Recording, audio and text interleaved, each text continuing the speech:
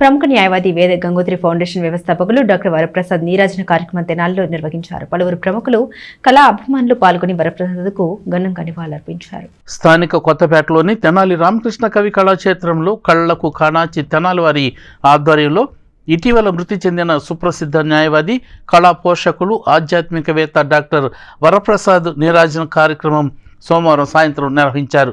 కళ్ళ కాణాచి వ్యవస్థాపక అధ్యక్షులు సాయి మాధవ్ బుర్రా నేతృత్వంలో ఏర్పాటు చేసిన కార్యక్రమంలో పలువురు అతిథులు, కళాభిమానులు పాల్గొని వరప్రసాద్ సేవలను స్మరించుకున్నారు. ముందుగా వరప్రసాద్ సోదరి సిస్టర్ రాజ్యలక్ష్మి జ్యోతి ప్రజ్వలన చేయగా డాక్టర్ అయినాల్ మల్లేశ్వరరావు కార్యక్రమాన్ని ప్రారంభించారు. కళ్ళ కాణాచి ఉపాధ్యక్షుడు చెరుకుపల్లి సింగారావు అధ్యక్షతన జరిగిన సభలో సాయి మాధవ్ బుర్రా, సుప్రసిద్ధ సినీ రచయిత ఎంవి శాస్త్రి, వేమూరి విజయ్ భాస్కర్, సిస్టర్ రవితేజ, గోపరాజు విజయ్, వసంత యామిని, తాడిబోయిన హరిప్రసాద్ తదితరులు పాల్గొని ప్రసంగించారు. కళాభివృద్ధికి డాక్టర్ వరప్రసాద్ చేసిన కృషిని కొనియాడారు. దేవరపల్లి భవానీ, కె సౌజన్య, గోగినేని కేశవరావు, ఆకుల మల్లేశ్వరరావు, కె పూర్ణచంద్, సూర్యనారాయణమూర్తి తదితరులు పాల్గొన్నారు. కార్యక్రమం అనంతరం new star modern theatres Vijayawada వారి కాంట్రవర్సీ నాటిక ప్రదర్శించారు.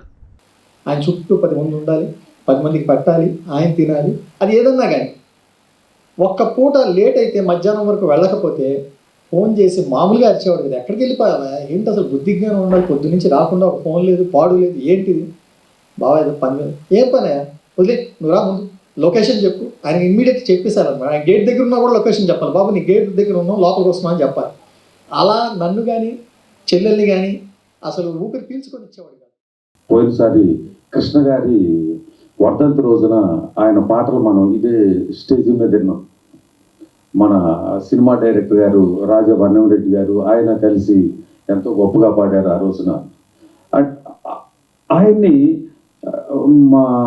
ముందు ముందు ఆయన ఇంకా ఎన్నో కార్యక్రమాలు ఎన్నో చేయాలన్న ఆలోచన, అసలు మనిషిని చూడంగానే అసలు ఆ హుందాతనం, మనిషి గంభీరం, ఆ విగ్రహం ఎప్పుడు కూడా తలతల్లాడుతూ మనిషి అలా కనపడుతుంది.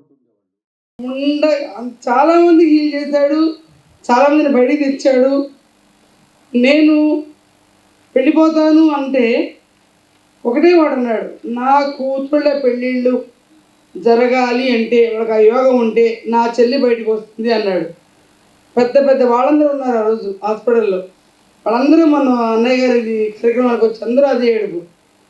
ఇంత మాట ఉన్నవాడు నేను వెనక్కి తెచ్చుకున్నాడు. పెళ్ళిళ్ళు అయిపోయినాయి, అన్నీ అయిపోయినాయి, హ్యాపీగా ఉండాల్సిన టైంలో వెళ్ళిపోయాడమ్మా. వేద గంగోత్రి వరప్రసాద్ నిర్వహణ పురస్కారాన్ని కూడా నేను ప్రకటిస్తున్నాను.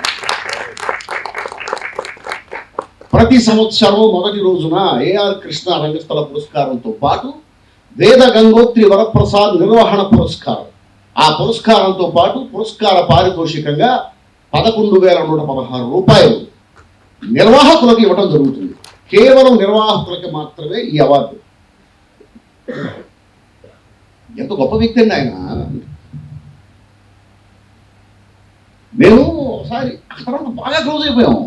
ఎంత క్లోజ్ అయిపోయామంటే అసలు నాకు ఫోన్ చేయకుండా ఒక్కరోజు కూడా లేడు, నాతో మాట్లాడకుండా కానీ అసలు ఒక్కరోజు కూడా లేడు నాకు తెలిసినంత. శుభోదయం శుభోదయం శుభోదయం సార్, ఆ పిలుపుకి వినిపించదు. శుభోదయం అస్తమించింది. ఎంత గొప్ప వ్యక్తి అంటే నేను ఒకసారి అడిగా ఆయన్ని, ఇంతవరకు నేను ఎవరికి చెప్పాల, కానీ ఇప్పుడు చెప్పాలి. సార్ మీరేంటండి ₹1,00,00,000 వస్తే చివరి రూపాయి అయిపోయేదాకా నిద్రపోరేంటి మీరు? అసలు డబ్బులు అంత బరువుగా ఉంటాయండి, 3 ఆడపిల్లలు ఉన్నారు కదా, నేనే డబ్బుల గురించి ఆలోచించను, ఖర్చు పెట్టేసుకుంటానని చెప్పి నా గురించి నేను కూడా భయపడేలా ఖర్చు పెడతారేంటి సార్ మీరు? నేను కూడా భయపడేలా ఖర్చు పెట్టేస్తాను. కనీసం నేను ప్రాపర్టీస్ అన్నా కొంటూ ఉంటా, మీరు అసలు అది కూడా చేయరేంటి? సొంత ఇల్లు లేదండి ఆయనకి. కోట్లు సంపాదించాడు. నాకు తెలిసినటువంటి 4-5 ఏళ్లలోనే కొన్ని కోట్ల రూపాయలు ఆయన చేతులతో ఖర్చు అయిపోవడం నేను చూశాను. సొంత ఇల్లు లేదు ఆయనకి.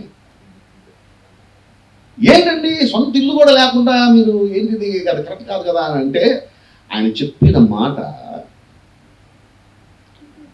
సార్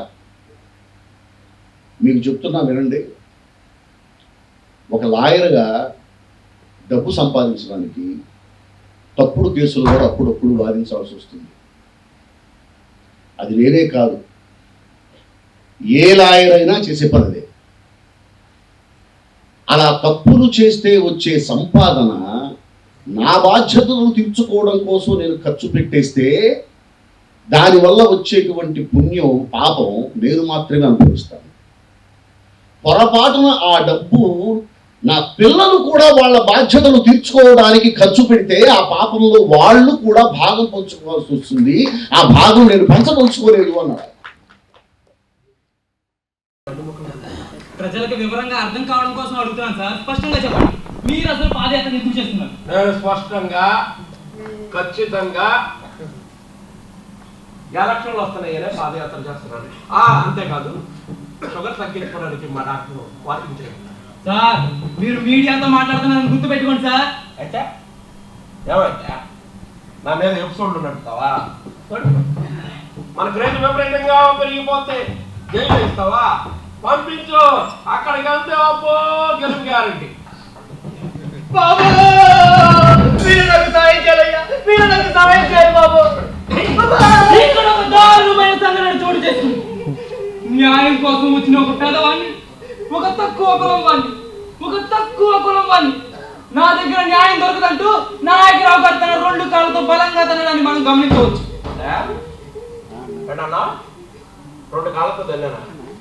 2 కాళ్ళతో తన్నానా? 2 కాళ్ళతో ఎలా తన్నానా? కాళ్ళకి తన్నానా? ఏమంటారు మీరు? 2 కాళ్ళు అంటే 2 కాళ్ళు కాదండి, 2 కాళ్ళ బలాన్ని ఒక కాళ్ళలోకి తెచ్చుకొని గాల్లోకి ఎగిరి కాడిలాగా తన్నారని అర్థం.